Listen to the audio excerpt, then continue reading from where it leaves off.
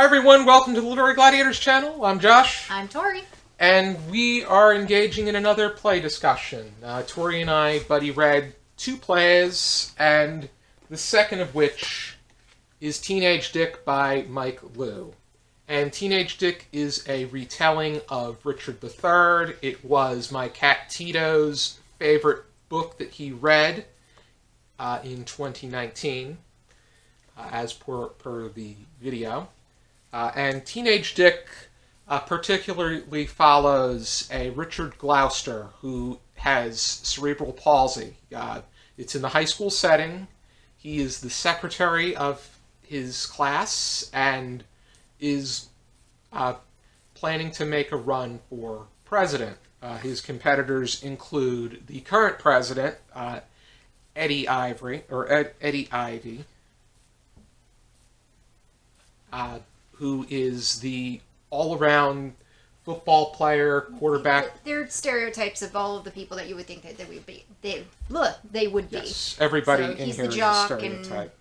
Yeah, You have the vice president, Clarissa Duke, who is a self-serving holy roller, and Richard's best friend, Barbara Buckingham, or Barbara Buckingham. Her nickname is Buck. She is she's in a wheelchair, and then you have Mrs. York is the English instructor. Yep.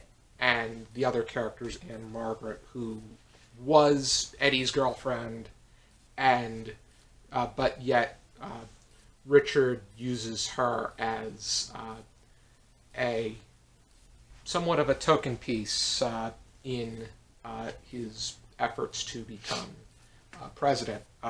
To me, Teenage Dick was very cartoony, sporadic, unbelievable. Exactly what you would think, somebody going, I'm going to take this well-known piece, but I'm going to put it in high school. It's literally what you would think it is. It leans too heavily on the stereotypes, all of the characters,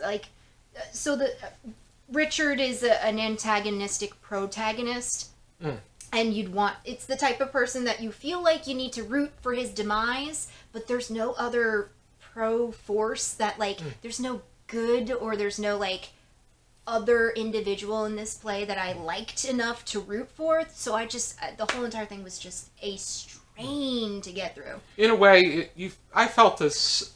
It was at first, I felt a sense of sympathy for him because that's the mindset.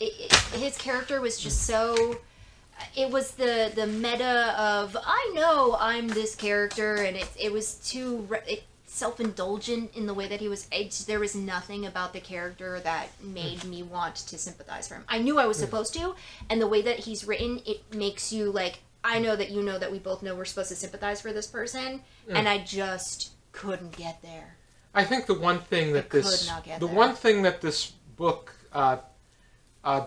seems to harp at is the fact that high school is very often, almost always, driven by cliques, and this play does it. Everybody's done it. It's so. There's another play that kind of does a similar thing where it takes the Peanuts and puts them in high school, and it's called Dog Sees God, and it does the same exact thing: drugs, sex, blah blah blah, and it's so stereotypes of characters that it bogs itself down, and you can't even pay attention to what's supposed to go on, that it's just so that high school, this character's gonna curse because they're a high schooler, and I'm not a fan of the high schooler trope, this kind of stuff where it takes things and puts it in high school. Very rarely do I think that if it has a pre-existing concept and you put it in high school, very rarely is it done successfully, in my personal I'm not very much into retellings, period. And I don't think this one really does much justice. No, it does zero justice. It does nothing for the play. It does nothing for the original content. And I like Shakespeare. That's aside. I don't even. It's not. The characters are flat. The situation is trite, and the whole entire thing relies on the audience's previous knowledge of the play. But it's so watered down, you don't have to have a previous knowledge of Richard, and it's just boring. I disagree that flat and watered are the right words, but I think that irritating, cartoony, I think that That's those what I mean by watery. The characters have nothing. Watery would mean that they wouldn't have much of a personality, but I think that there's nothing there. It's are flavorless. They're stereotypes. It's in a way that they're. I think Eddie is definitely by all means a stereotype. Oh, no, all of them are cardboard cutouts of, Richard is the neckbearder who has something that could put him in a bucket that would make him the underdog. Him and Buck, yes, absolutely. But the characters have no redeemable qualities or qualities that they don't highlight enough. And it was so cardboard, they were, there was nothing for me to I think that in a way, Buck was a bit... she was probably the most tolerable out of all of the characters. I don't know about that, because if you felt something for... If you felt Richard's message to some extent, which that to me that went out the window when he decided to take a car and to take Mrs. York's car and ram it into Eddie, which to me just was so... one little Heathers there, and I just... Yeah, I think that at that point it went too off the wall. I think it derailed itself from the jump when you had the character who was like going back and forth between like, I'm a teenager and it sucks, and then like quoting the play, and everybody else being like, you're so weird, why are you talking like that? Like that was too self-referential. Like it got too meta, and I sometimes I like that. Sometimes I like it when material, maybe not just the character, but the material itself can kind of like wink at the audience. This was too much of that. There was too much of that. I have no other way to describe it, but it was just very off-putting. The thing that my issue with Buck, though, is the fact that she fell and became too immersed in Eddie's actions, because Eddie was clearly a dick, and... Well, everybody in this play is a dick to some extent.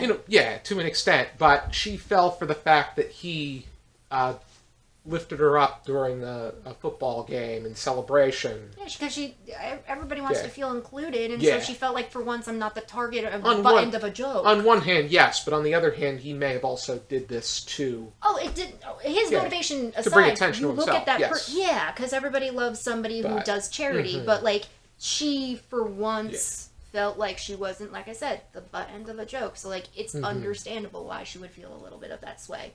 Is it pardonable?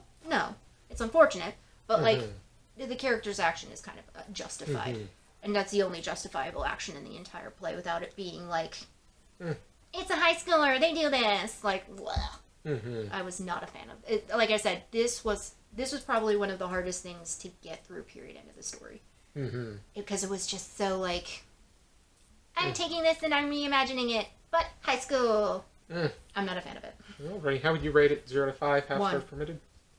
I'd give it a 3, because... 3? Why would you give it a 3? Don't read it. It sucks.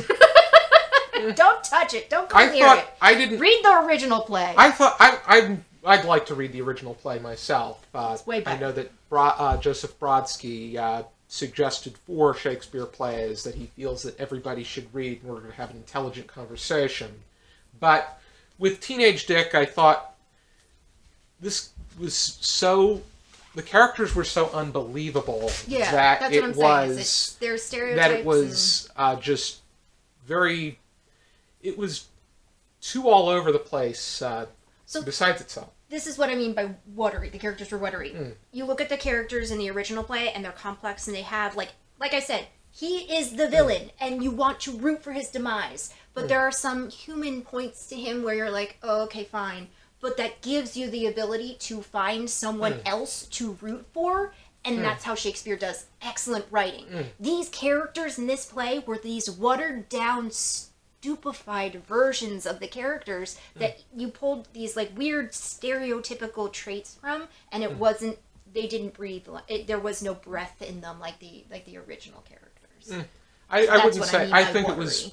I think it was more over the top than it was. To me, watery means they wouldn't have much of a personality. But to me, it was too overbearing. But I think the one thing that was underlying is how it addressed the issue of disability. I think that it did an interesting job bringing to light the fact that... I think other materials have done better with this. I feel like this was too, like... Again, it was too, like, I'm trying to make a point! And it kind of missed its mark by doing that. By having the characters say, like, we're standing up for ourselves because we're the underdogs. Like, that's where I feel like it missed. Like, it was too on the nose and it was too in your face with, like, this is a play with a statement. Like, it missed that by a country mile. I think that in the way I think that there are plays that do better, but I also feel that as far as the high school environment and the way that people with conditions and just the climate is concerned, I think that the way that it brings it to light is quite... I think that it's thought-provoking, to say the very least. But that means that there's thought involved, dude. There's no thought involved in this play. It's flat. I mean, thought that sticks with you. It didn't. But it did not.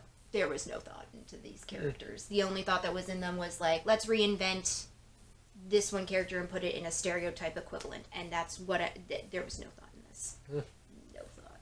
That's what you say. But you didn't like Milma's tale, so whatever. I thought both of them were about the same. Quality. The only reason I rated this a little bit higher is because I felt that this seemed to make me think beyond the text a little bit more. But